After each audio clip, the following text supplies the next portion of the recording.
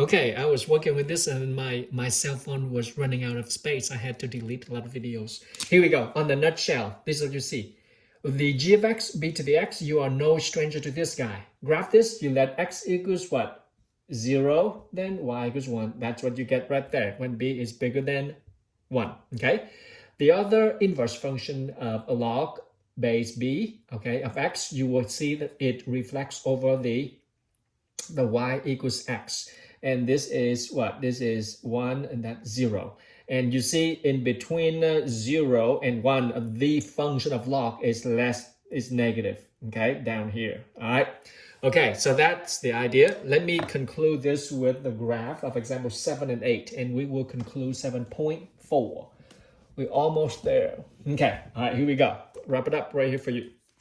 If you can graph this guy for me, y equals right here log of what? Of 3x. All right, take out your calculator for me, please. Okay, you will see.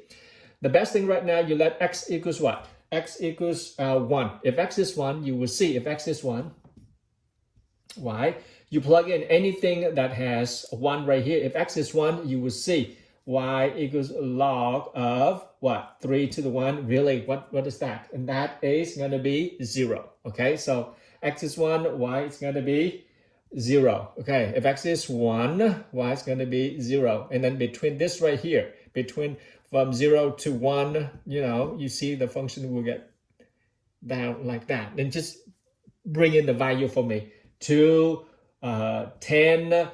Of course, it cannot be negative number. Then you will see how the graph looks like. Okay.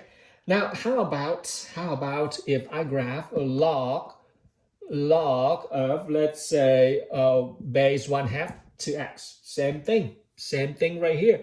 You just give in the value for me. Okay. Pick the value that's easy to calculate. Pick certain value as 1. Is let's say 2, because you see 2 to negative 1 that right there. About 4. And then 8, you will have certain values like this. Let me grab this one for you. Okay, here you go. All right. Okay. Bring in values, easy to calculate. That you need the calculator. You can see that when x is 1, you got 0. When x is 2, you got -1. Okay. By this time, you should be expert on that. Okay. X is 2, you got right there. X is -2. And then you got -3. So graph that right there. You will see it still go through that, but this is what it looks like. There we go. See it? There. All right. Now, bingo. If we have another, let's say, complex form of logarithm, okay, then how do you graph that? Keep the simplest form for me, the parent function. Then you would develop moving horizontally and vertically and look at the exponential, okay? All right, how about this guy? You have a log, this is a conclusion, example 8. You have y, the function y base 2, and the function now is x plus 3 plus 1. Ladies and gentlemen, you are no stranger to this. This coming out from the parent function of log base 2 of x. There we go, okay? Graph this one for me. And then you what? Every point from this right here, the parent function, move horizontally to the left, okay? Because you turn this one into 0, then x must be -3. If this is -3, then you move to the right 3 units. +1, you vertically move to 1. So the graph of this function right here is this function by every point in this function move to the left horizontally 3 units and move vertically 1 unit. So let's graph this guy first. You will see. There we go. Here, look. Let me just make it good. 1, 2, 3, 4, 5. 1, 2, 3, 4, 5. 1, 2, 3, 4. Of course, you don't need that. Here. All right. Here you go. This guy right here, you could simply do this for me. Okay. 1. Okay, 1 you got 0, okay, 1 you got 0, 1 you got 0, 0 right there, okay, and then to the next one you will get would be, how about 2?